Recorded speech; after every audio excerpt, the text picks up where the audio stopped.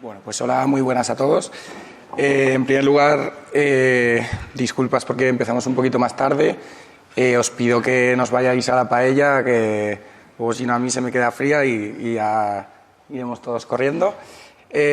Lo primero decir que, bueno, aunque ahí en el programa pone que esta presentación la iba a hacer Guillermo Caudevilla, no ha podido venir, entonces os tenéis que conformar conmigo, que soy Alberto del equipo de desarrollo de Frogtech, soy un desarrollador. Y antes de nada, queremos presentar un poquito cuál es nuestro modelo de negocio, a qué nos dedicamos en Frogtech, porque es importante para que entendáis lo que viene a continuación. Lo que hoy os queríamos enseñar era no una idea clarísima de la implementación de las distintas metodologías ágiles que hemos ido haciendo, tampoco una receta porque no existe, sino simplemente presentaros la manera que hemos utilizado para trabajar en este mundo del agilismo en el que nos hemos ido metiendo, para que os sirva de inspiración como a nosotros nos sirvió pues, desde que empezamos hace un poquito más de 2 años, cuando veníamos a conferencias como esta y nos daban muchísimas ideas que hemos ido aplicando. Lo primero de todo, esto que veis aquí es una tienda de un tendero en Colombia, aunque hay tiendas iguales, unos 40 millones en todo el mundo, en países como México, como Colombia, como la India. Nosotros lo que pretendemos hacer en Frogtech es tratar de ayudar a pequeños comerciantes, como el dueño de esta tienda, a escapar de la pobreza a través de tecnología. Entonces, somos una empresa social, no una ONG, porque también tenemos ánimo de lucro. Esto es porque consideramos que la mejor manera de tener un impacto social grande, que escale, es siendo eficientes como empresa, siendo competentes. De esta manera, conforme va creciendo la empresa, el impacto también lo hace. Entonces, en estas tiendas no encontramos ningún tipo de tecnología, porque, en primer lugar, el tendero no se siente cómodo utilizando un ordenador y, en segundo, porque tampoco se podría permitir comprarlo. Entonces, como mucho, los tenderos llevan una serie de cuentas en unos cuadernos que da miedo verlo, de manera que no tienen ninguna información acerca de su tienda, qué productos se venden mejor, cuál es peor, y la consecuencia es que acaban entrando en bancarrota normalmente cada 2 años. Pero este no es el único problema. Por otro lado, en estas tiendas y en estos países se venden los mismos productos que consumimos aquí, de las grandes distribuidoras. Allí beben Coca-Cola, comen pan Bimbo o compran pasta de dientes de Procter & Gamble. De manera que los proveedores necesitan tener estudios de mercado, necesitan evaluar sus promociones y necesitan tener información que en este tipo de tiendas con una cadena de distribución tan ineficiente no tienen. De manera que al final acaba pagando el pato el consumidor final de estos barrios pobres, puesto que tiene que pagar normalmente más dinero que lo que paga un consumidor rico en uno de los barrios ricos, donde tienen tiendas tipo Walmart, bien organizadas y donde todo funciona mejor. Por lo tanto, nosotros intentamos darles una solución mediante tecnología, concretamente mediante teléfonos Android y mediante tablets Android, con un lector de código de barras Bluetooth o USB. Damos una aplicación que tratamos de estudiar muy bien para que sea usable y para que comiencen a entender cómo funciona su tienda, además de recibir formación continua para que vayan mejorando en sus procesos. Por otro lado, les damos conexión con proveedores y les damos otro tipo de servicios que les aportan valor añadido para que mejoren sus negocios. Y además, en el otro lado, como hemos visto, tenemos los proveedores, que serían los que nos darían el sustento económico, a los cuales les vendemos información, ya que sincronizamos todos los datos, los subimos a la nube, elaboramos informes de mercado o, por ejemplo, informes necesarios para microfinancieras para que tengan información que es valiosa y que estarían dispuestos a comprar. Por lo tanto, es muy importante ver que tenemos parte de desarrollo móvil y parte de desarrollo web centralizado. Pero ¿qué pasa? Que estamos en un mundo difícil, hay unas barreras importantes y muchas veces los tenderos ni siquiera saben lo que quieren en sus tiendas. Voy a contar una anécdota rápida, es que una de las primeras visitas que hacíamos a los tenderos les preguntábamos cuál era el producto que consideraban más valioso en su tienda. Entonces un tendero nos dijo que una sartén. Le preguntamos, ¿por qué una sartén? Porque yo la compro por 2.000 pesos y la vendo por 7.000. Entonces saco muchísimo dinero. Y le dijimos, ¿pero cuántas sartenes vendes al año? 4 o 5. Entonces, claro, es un ejemplo muy extremo, pero el tendero no era consciente de que ese producto no le estaba dando tanto dinero como otros, que tenían mucho menos margen y se vendían muchísimo más. Por lo tanto, no son capaces de expresar cuál es el problema que tienen y tenemos que estudiar muy bien desde el terreno lo que necesitan. Por otro lado, hay una falta de confianza. Nosotros nos presentamos en una tienda, nos ven como un gringo que llega allí con un teléfono móvil, que les quiere vender una aplicación por muy poco dinero y, pues, sinceramente, desde el principio pues, no se fiaban. Entonces, es algo que también hay que tratar de superar. Y también hay 2 puntos importantes desde el punto de vista de operaciones, que se trata de que estamos trabajando en ciudades gigantescas como México DF o como Bogotá, en las que para visitar una tienda te tienes que recorrer a lo mejor 2 horas y meterte en atascos, es muy difícil visitar a los diferentes tenderos y, por otro lado, también las infraestructuras no ayudan nada, muchas veces no tienen buena cobertura. Bueno, a veces también las tarifas de datos no son tan fáciles de conseguir como aquí o tan asequibles, lo cual hace difícil también el que las actualizaciones automáticas por Internet las podamos hacer rápidamente. En cuanto al equipo, desde que comenzamos, como os digo, hace más de 2 años, siempre hemos sido un equipo distribuido. Hemos tenido la parte de la oficina técnica en Huesca, y el resto, la parte de operaciones, la parte de management, la hemos tenido en Estados Unidos o en Sudamérica. De forma que tenemos diferentes usos horarios, tenemos muchísima distancia y esto también supone una barrera, con lo cual necesitamos organizarnos de una manera bastante óptima. Lo primero que decidimos cuando empezábamos a trabajar en este proyecto, vamos a aplicar lo que hemos estudiado, lo que nos han enseñado y bueno, vamos a lanzarnos con el waterfall, lo que hemos aplicado también en otras empresas de las que veníamos, aunque con el espíritu que siempre se tiene en una startup teníamos sospechas de que aquello no era todo lo óptimo que debería ser y empezábamos ya desde un principio a conocer algo de lo que eran las metodologías ágiles, a tener pues ligeros contactos, leernos algún libro, pensando que waterfall a lo mejor no iba a ser lo que necesitábamos. Cuanto a las herramientas que teníamos en esta primera fase, realmente lo único que teníamos era una especie de script de automatización con Ant, pero muy primitivo. Teníamos un control de versiones SVN y poquito más. En cuanto a innovaciones en lo que es nuestra manera de trabajar, pues como veis aquí en la foto, era un desierto porque empezábamos y teníamos de momento que comenzar a andar. ¿Qué pasaba al final? Que lo que el Product Owner quería, en un principio hay que matizar que nuestro CEO hacía también de Product Owner, trabajaba en Estados Unidos y visitaba los tenderos de vez en cuando en Colombia. Teníamos un documento que íbamos actualizando con los requisitos,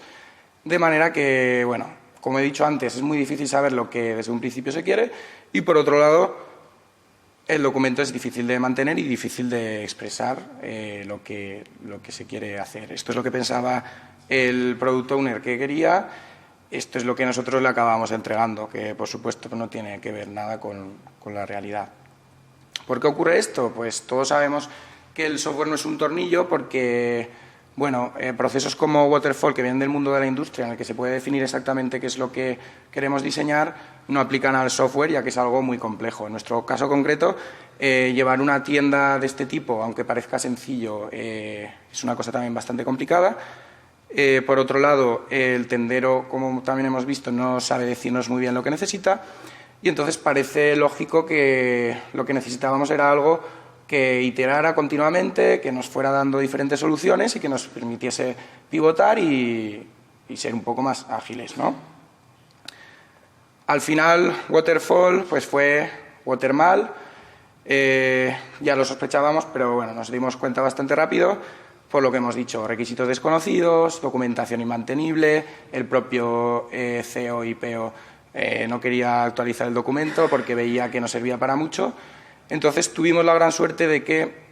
Este CEO no tiene aversión alguna al cambio, es una persona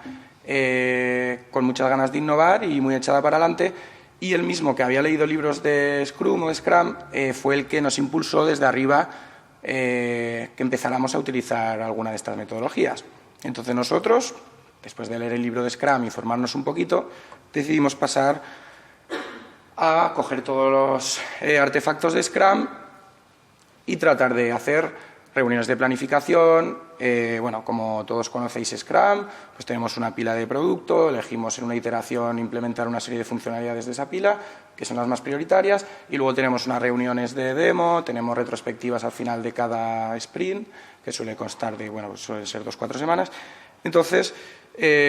bueno, empezamos a tener un contacto con el agilismo y vimos que realmente nos aportaba lo que dice el manifiesto ágil. Las interacciones entre el equipo eran mejores, teníamos prototipos que enseñar, en lugar de tanta documentación. Sobre todo la comunicación con el Product Owner, que estaba al otro lado del charco, iba mejorando gracias a que empezamos a hacer User Stories y definíamos los requisitos de otra manera, y sobre todo iterábamos continuamente, lo cual nos permitía ir acercándonos poquito a poco a lo que un tendero necesitaba. En cuanto a herramientas, fuimos añadiendo alguna cosilla más. Lo primero que necesitábamos era una herramienta para hacer Scrum. Entonces compramos una licencia de Agile Buddy, que es una herramienta muy completa, que te permite definir horas de muchas maneras. Bueno, luego veremos que era tan completa que realmente era compleja y no nos servía. Empezamos también con una serie de test automáticos. Por supuesto no era TDD, pero sí que empezamos a aprender lo que eran test unitarios, test de integración, empezábamos a programarlos. Y en cuanto a innovaciones, pues empezamos con una pequeña cosita que eran los TPVs, que bueno, consistían en que una vez cada 2 semanas, un día, nos reuníamos en una sala, cualquier persona del equipo que tenía ganas de contar algo, que había aprendido, que había leído, que había visto, pues se lo comentaba al resto de compañeros. Luego lo de pizza, pues por supuesto es opcional, pedíamos algo de comer y comíamos todos juntos viendo un vídeo, normalmente relacionado con el software, pero bueno, en nuestro caso concreto también puede ser relacionado con empresa social o con algo que tenga que ver con nuestro ámbito. La práctica con Scrum, que pasó a ser Scrunch. ¿Por qué? Porque, bueno, quizás estábamos demasiado verdes y se nos hizo grande la metodología. Nos veíamos encorsetados con un montón de artefactos que no entendíamos bien del todo y, bueno, la primera de las consecuencias es que teníamos unas reuniones de planificación que eran un coñazo. O sea, duraban a veces más de 3 horas, nos poníamos a discutir detalles muy específicos con el Product Owner, nos poníamos a planificar y, bueno, hacíamos estimación por cartas de póker y realmente, supongo que por inexperiencia, porque sacábamos el optimismo que tiene todo desarrollador y pensábamos que no había haber ningún problema en ninguna historia de usuario, al final no dábamos una y las estimaciones eran un auténtico desastre, de manera que los sprints terminaban y no habíamos conseguido prácticamente ni la mitad de lo que habíamos prometido hacer, ¿no? Entonces, como hemos dicho, es algo complicado, no es algo inmediato y por mucho que leas hace falta recorrer un camino. En cuanto a la herramienta Agile Buddy, pues no la entendíamos muy bien, había una diferencia entre las horas planificadas y las horas que nosotros realmente nos costaba una tarea y nos generaba automáticamente una serie de gráficas que, bueno, pues como pone aquí, más que bar down, eran bar up, a veces bajaba el bar down chart, otras veces subía y no teníamos ni idea de qué significaba eso porque se nos hacía grande también la herramienta. Por lo tanto, durante esa época, CTO, CEO ya habían estado rumiando un cambio, veían que quizás nos vendría mejor otra cosa y la solución, que en aquel momento pensamos que era la idónea, fue dar un pasito para atrás en el sentido de dejar de lado ciertas reuniones que a nosotros no nos venían bien y pensar en Kanban, por lo tanto. Supongo que también lo conoceréis, se trata de una metodología que se basa en, bueno, representar las historias de usuario con tarjetas de una manera muy gráfica y tener una pizarra que se llama pizarra de Kanban con una serie de columnas que representan cada uno de los procesos por los que va pasando esa historia de usuario. En cada una de esas columnas hay un encargado de realizar la tarea asociada a la columna, de manera que se van pegando, despegando los POSITs, las tarjetas visuales, y de una manera muy gráfica se puede saber, por ejemplo, si hay un cuello de botella, dónde está, y ver cómo atajar el problema, ver cómo solucionarlo, intentando ayudar a esa persona que está atascada o ese grupo de personas. Bueno, hay una cosa que se llama WIP, el Work in Progress, que te permite poner un máximo para que, en nuestro caso, por ejemplo, nos venía bien si en la columna de desarrollo, que es cuando realmente estás implementando la historia de usuario, había un máximo inferior al número de programadores, pues cuando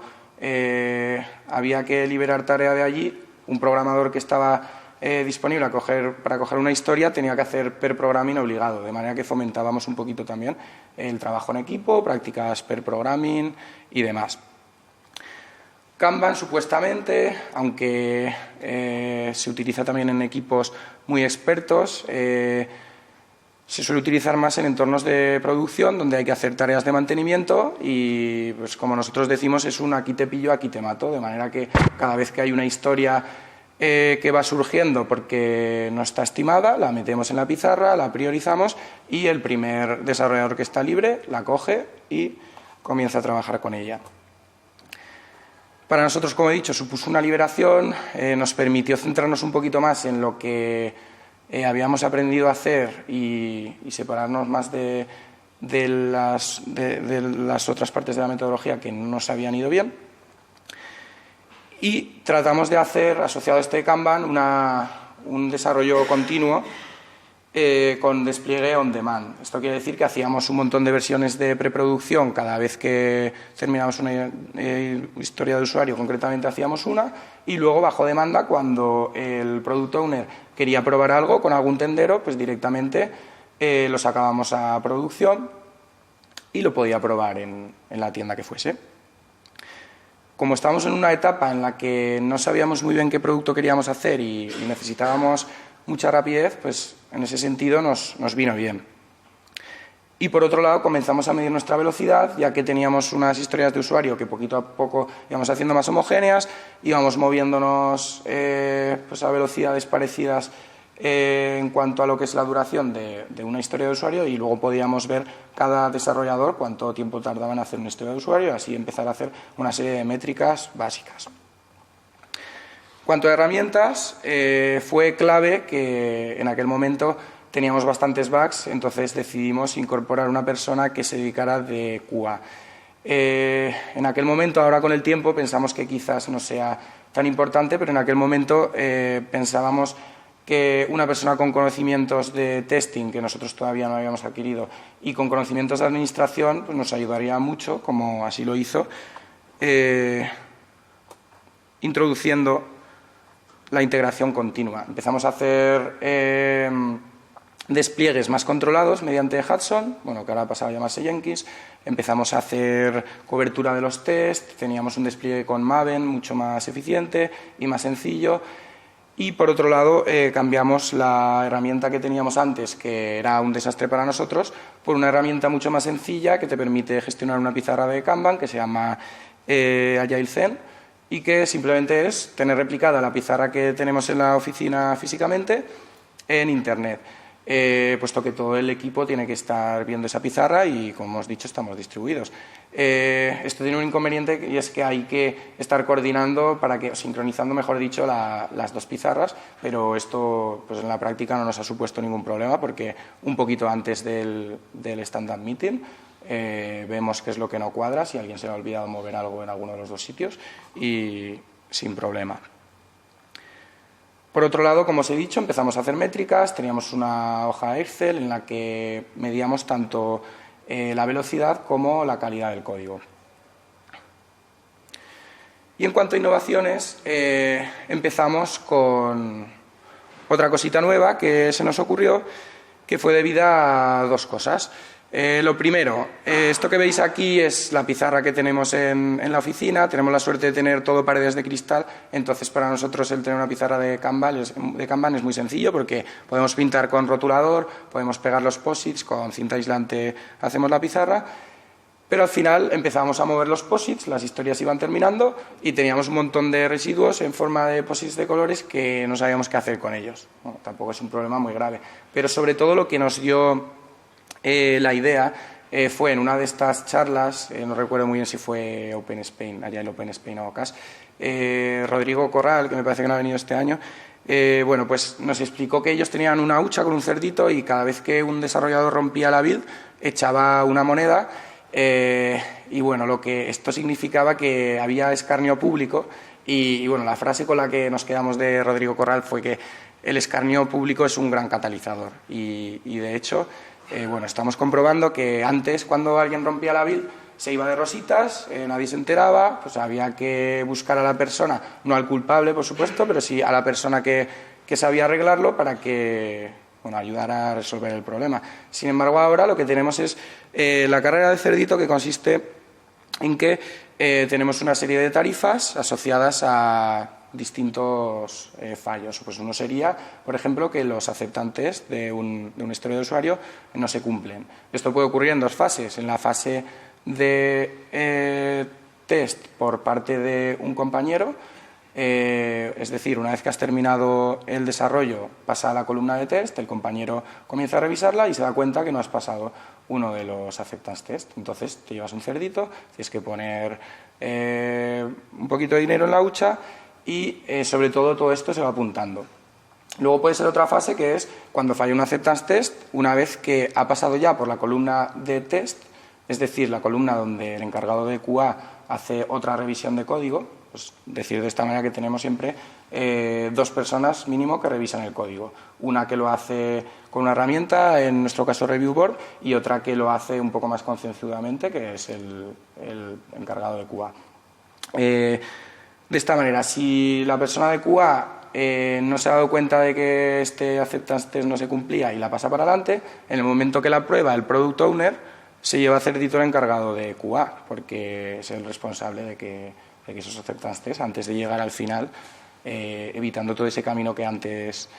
se comentaba en la keynote de qué pasa cuando va hacia atrás una user story, pues lo penalizamos porque es la persona que debería hacerlo.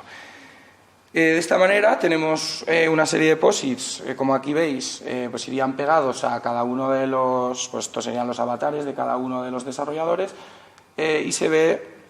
claramente las historias de usuario que va terminando cada uno, que corresponden a esos posits o los bugs, puesto que en la pizarra de Kanban una de las cosas que más nos gustaba era cómo se gestionaban esos bugs, que iban entrando en cualquier momento y se van terminando conforme la prioridad que tienen, se pueden ir cogiendo dentro de ese proceso de Kanban. Entonces, al final, tenemos una carrera de cerdito que no persigue ni mucho menos buscar gente que haga mal su trabajo, buscar culpables en ciertas tareas, sino que persigue cierta motivación, persigue, como luego me parece que había esta tarde una charla, hacer un poquito de gamificación para pues mejorar un poquito el ambiente en la oficina y también tener constancia muchas veces de quién está haciendo qué cosas y luego, de hecho, bueno, pues tenemos ciertos premios simbólicos para la persona que gana una carrera del cerdito, que sería cuando alcanza 50 historias de usuario. Tenemos también la hucha y tenemos que gastarla, con lo cual la persona que ha ganado decide qué es lo que vamos a hacer con ella. Siempre es algo que tenga que ver con la empresa, pues para comprar algún cacharro, algún juguete, o por ejemplo últimamente hemos invertido en una empresa que se dedica a invertir en pequeños negocios y sociales, en fin. Eso en cuanto a innovación. También comenzamos con un blog, puesto que bueno, pensábamos que teníamos que devolver un poquito de lo que habíamos recibido. Entonces, tanto a nivel de Android como a nivel de Google App Engine, que es la tecnología que utilizamos para trabajar en la nube, empezábamos a explicar un poquito pues, puntos técnicos que nos parecían interesantes. Luego, por otro lado, a nivel de metodología íbamos contando pues, nuestros pareceres. Y también creemos que el escribir para sentar las ideas una vez que has tenido un problema o que has descubierto algo que consideras importante viene muy bien, aparte de mejorar las dotes de comunicación, que como veíamos en la charla previa también está muy bien. Al final, en la práctica, Kanban se convirtió en Kanban, porque realmente nosotros pensábamos que con esa integración continua, sacando tareas conforme se iba necesitando y añadiéndolas a las versiones de producción tan rápidamente, pues también en una de estas conferencias dijimos que hacíamos Kanban puro. Y bueno, puro realmente es el que nos metieron cuando nos dieron consejo, porque estábamos realmente haciendo algo bastante cowboy. Estábamos dejando de lado muchas cosas que luego nos hemos dado cuenta que sí que teníamos que introducir, pero bueno, fue funcionando hasta que tuvimos más de 20 tiendas y por las razones que habéis visto antes de distancia, de infraestructura, pues, y por el número de bugs elevado que teníamos, era imposible hacer despliegues de producción sin un control un poquito mejor. Había muchos bugs, todo era demasiado complicado, en definitiva, demasiada improvisación. Con lo cual, también durante el periodo íbamos asistiendo a charlas, íbamos leyendo libros, y una cosa que creo que es muy importante es que los dos cambios anteriores habían venido, pues el primero de Watermal a Scrunch, pues había venido por parte del CEO. El segundo ya, CTO y CEO, habían empezado a informarse y fueron los que lo fomentaron. Pero el tercer cambio directamente ya iba viniendo de parte del equipo. Todos nos dábamos cuenta que teníamos que mejorar la manera de trabajar, con lo cual íbamos investigando, íbamos informándonos, íbamos viniendo este tipo de charlas para ver cómo podíamos hacer mejor para sacar adelante un trabajo de más calidad, para ser más eficientes. Y al final esto supone que éramos cada vez un equipo más autogestionado y un equipo bastante más involucrado en no solo la tarea de desarrollar, sino también en la tarea de organización. Scrumban, pues también nos sonará a todos. Se trata de no dejar la pizarra de Kanban, sino seguir teniéndola para tener una organización visual muy clara, seguir alimentando creando los bugs a través del procedimiento de Kanban conforme van apareciendo y dándoles prioridad, pero volver a ciertos artefactos de Scrum, como son las reuniones de planificación, los sprints, las reuniones de demo, la retrospectiva, en fin, fusionar un poquito ambas cosas. Una cosa un poco extraña que sorprende a la gente cuando se lo contamos es que hacemos sprints de 2 meses. ¿Por qué esto? Pues por 2 razones. En primer lugar, hemos visto que hay bastante distancia con el equipo con los product owners. De manera que a veces, cuando una historia de usuario se tiene que probar, porque está en la columna de testing por parte del product owner, puede pasar, pues, en el peor de los casos, una noche entera, tenemos que esperar al día siguiente, y esto nos hace que si el proceso durara 2 semanas, 4 semanas, bueno, pues no fuera tan ágil. Esta no es la razón principal. Una de las principales es el despliegue. Si nosotros hacíamos despliegue con un número de tenderos ya elevado, con unas condiciones como las que hemos visto, en las que pues, el tendero muchas veces no le quiere dar al botón de actualización automática porque no lo veo, porque no lo entiende bien o porque Internet está caído, a veces tenemos que presentarnos personalmente en las tiendas y hemos visto que son ciudades gigantescas, atascos, boquetes en las calles. Bueno, pues no nos podíamos permitir esos despliegues porque siempre implican recorrerte a todos los tenderos que no han conseguido actualizar automáticamente y era realmente un dolor de cabeza. Por eso lo de los 2 meses. Y por otro lado también porque ya desde la etapa de Kanban habíamos pensado que, y de una manera un poco espontánea, nos habían salido historias de usuario casi siempre de un tamaño muy parecido. Entonces, ya que habíamos tenido un trauma tan grande con las planificaciones en la primera etapa de Scrum, decidimos no estimar, sino medir. Directamente vamos a intentar sacar todas las historias de usuario de un tamaño similar y entonces vamos a medir la velocidad que tenemos. Esto no siempre es así, pero si tenemos sprints de 2 meses, al final se suelen compensar y las historias de usuario que son mucho más grandes pues no suelen ser tantas, las historias de usuario que son más pequeñas suelen también aparecer poco y al final solemos dar en el clavo, por lo menos con la experiencia que hemos tenido hasta ahora. Recuperamos los Bardown charts que también habíamos dejado porque no entendíamos de dónde salían en la antigua herramienta y ahora con un proceso más sencillo, con una pizarra de Kanban y con las hojas Excel de métricas que ya teníamos antes, con una herramienta tan sencilla que la podemos integrar con Excel, pues empezamos a tener mucho más claro qué es lo que tenemos que medir y cómo va la velocidad del equipo y el progreso dentro del sprint. Una cosa muy importante dentro del Scrumban es que tenemos historias de usuario de Scrum, que son las planificadas, las que se corresponderían al Scrum puro y duro, y luego, por otro lado, tenemos unas historias de usuario de Kanban. Estas son las que no habían sido planificadas, porque a mitad del sprint nos damos cuenta de que hay algo muy prioritario, lo que le puede ocurrir a todo el mundo, porque hay ciertas user stories de infraestructura que no habíamos valorado o de administración y que consideramos que son muy urgentes dentro de ese sprint, porque si no, a lo mejor alguna historia de usuario de las prioritarias no puede salir adelante, simplemente. Entonces, todas estas métricas nos permiten distinguir entre historias de usuario de Scrum, historias de usuario de Kanban bueno, historias de usuario de Kanban malo. Eso junto con los bugs, que evidentemente siempre aparecen por ahí flotando por todos los sitios. Entonces, lo que pretendemos medir al final es el focus factor, que es lo centrados que estamos en las historias que realmente aportan valor al cliente. Lo ideal sería que la velocidad de historias de usuario de Scrum fuera, o sea, el número fuera el total. Eso sería un mundo en el que la startup alcanza el nirvana, porque significaría que los desarrolladores hacen bien su trabajo, no generan bugs y tampoco generan historias de Kanban no planificadas, tipo administración, tipo infraestructura, de cualquier tipo. Y por otro lado, los product owners están haciendo también muy bien su trabajo, porque lo que se ha planificado es lo que se hace y es lo que necesita el cliente, con lo cual no hay que meter cosas inesperadas a mitad de sprint. Como esto no ocurre, pues tenemos que medirlo y tenemos que ver un poquito cómo evolucionamos. En las reuniones de retrospectiva tenemos en cuenta esta serie de cosas. Y bueno, esto que veis aquí pues son diferentes gráficas. Una, por ejemplo, nos dice la proporción de historias de Scrum con respecto a las de Kanban bueno, Kanban malo, con respecto a los bugs, y nos permite hacernos una idea de cómo ha ido cada sprint. Luego hay otras que son a lo largo de, pues, por ejemplo, todo un año. Incluso, como antes comentaba,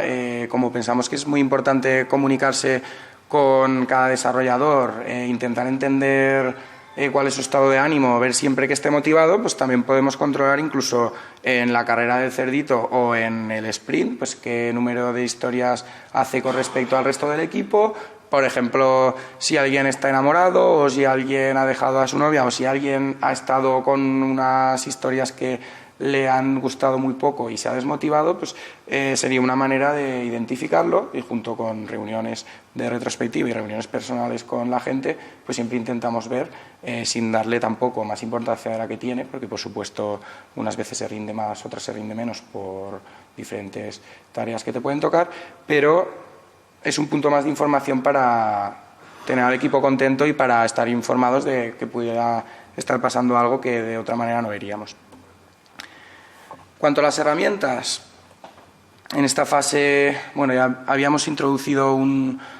Pomodoro personal, luego decidimos cambiar a Pomodoro síncrono. Bueno, como no tenemos tiempo de explicar todas estas cosas, y supongo que ya las conoceréis, si alguien tiene cualquier duda luego, pues siempre podéis preguntarme después de la charla. Pero bueno, finalmente hemos vuelto a optar por Pomodoros personales. Pero la idea es que poquito a poco hemos ido metiendo nuevas cosas.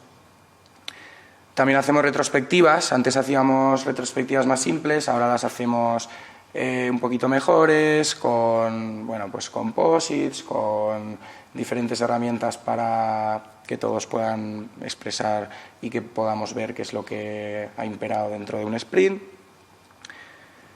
y Code Reviews, que sería algo parecido a los TPVs, a los Talk Bits and Video, pero en este caso es centrado en el código. Cuando una persona se siente muy orgullosa de un código que acaba de desarrollar, o cuando una persona descubre un código de una aplicación que no es nuestra, o cuando alguien simplemente pues ve haciendo pair programming algo de otro compañero que le ha encantado, pues lo que fomentamos también es un día a la semana que se muestre el código, nos juntamos todos los desarrolladores para hacer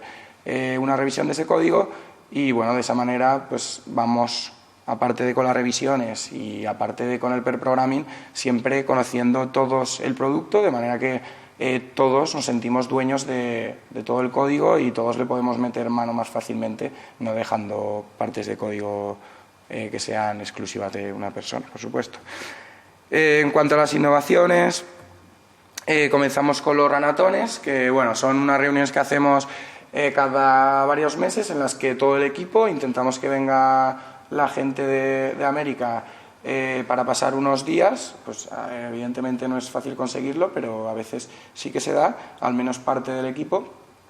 y nos juntamos en un ambiente distendido, pero para intentar trabajar en tareas, sobre todo que tengan que ver mucho o que tengan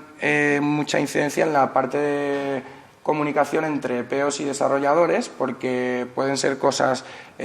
como nuevos productos o nuevas funcionalidades que no tenemos nada claras y que requieren muchísimo diálogo. Entonces, como nos juntamos 2 o 3 días, producto owners y desarrolladores, la comunicación es mucho más fluida y esa distancia que supone un problema con el trabajo diario, pues en ese momento no existe, con lo cual podemos ser mucho más rápidos a la hora de ir modelando historias de usuario que no teníamos tan claras, porque quizás pues podemos hacer un lab con funcionalidades que no habíamos planeado y que queremos probar, o bueno, cosas de ese estilo. Por otro lado, también nos ha parecido muy positivo el Desk Surfing. También lo conoceréis. Consiste en que un desarrollador va a una empresa y normalmente un desarrollador de esa empresa al cabo del tiempo vuelve a la nuestra. A veces también ha coincidido que ha venido gente simplemente de visita, pues coincidiendo con tours, pues por ejemplo como Carlos Ble o como Enrique Comba, que estuvo el último de los que estuvo hace 2 semanitas. Y bueno, es algo básico para darte un incentivo, para darte un impulso cuando quizás en algún momento te estás acomodando, piensas que estás haciendo las cosas bien y te dejas llevar un poco por la metodología, por las prácticas stream programming. Siempre el tener una visita que te aporta otra visión, bueno, nosotros hemos notado que es buenísimo, porque al día siguiente, con cuanto se va esa persona, ya estamos haciendo una mini revolución, cambiando un montón de cosas, pensando pues, cómo podemos trabajar a partir de ahora, con lo cual, pues otra cosa positiva. También intentamos organizar eventos, hemos hecho un par de coding dojos, también, por ejemplo, trajimos a Richard Stallman a dar una conferencia en Huesca. Y una cosa que también hemos visto muy importante es que, bueno, en su momento, como antes he explicado, queríamos una persona que nos aportara conocimientos de administración de sistemas, conocimientos de integración continua, que se encargara de quality testing, pero realmente era un puesto de trabajo atractivo, en el que lo que queríamos era que lo que menos se dedicase, por supuesto, era hacer test manuales, sino a ayudarnos un poquito a todos a ver cómo podíamos mejorar la parte del testing y la parte de calidad, además de hacer cosas de administración. Con el tiempo vimos que teníamos hay un buzz factor, no sé si eso suena a todos, que este concepto, pero sería cuando tienes una persona que es la única, o un grupo de personas que son las únicas que saben de un cierto tema. ¿Qué pasa si sale a la calle una mañana y le atropella un autobús? Pues que todo ese conocimiento que tenía esa persona lo has perdido y estás bastante jodido, ¿no? Entonces, lo que tratamos desde ya la fase de Scrum hace varios meses es que fuera habiendo una rotación en lo que es la persona de Cuba. Pensamos que lo ideal al final sería no tener este puesto, no necesitarlo, porque habíamos llegado a un grado de de calidad y de gestión tan bueno en el que todos hacíamos la labor, pero hoy por hoy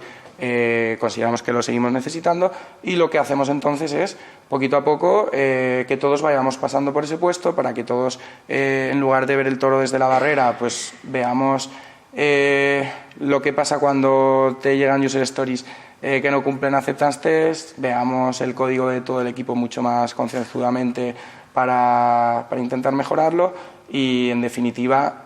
no dejar una persona aislada en un puesto que siempre va a ser contraproducente. Bueno, ahora mismo seguimos con Scrumban, pero pues no queremos estar quietos nunca, con lo cual ya estamos pensando y, bueno, de hecho comenzamos un sprint en el que vamos a utilizar una nueva herramienta que va a ser volver a la estimación. Hemos dicho que no estimábamos, medíamos, pero coincide que, aparte de los clientes tenderos, que pueden ser muchísimos y no son un cliente que directamente te pide cosas, sino que nosotros sobre el terreno trabajamos con ellos y bueno, vamos definiendo el producto, tenemos ciertos clientes que son empresas que sí que quieren formalizar un poquito más plazos y sí que tenemos que llevarnos a nuestro terreno y comenzar a trabajar con ellos. Entonces, cuando las fechas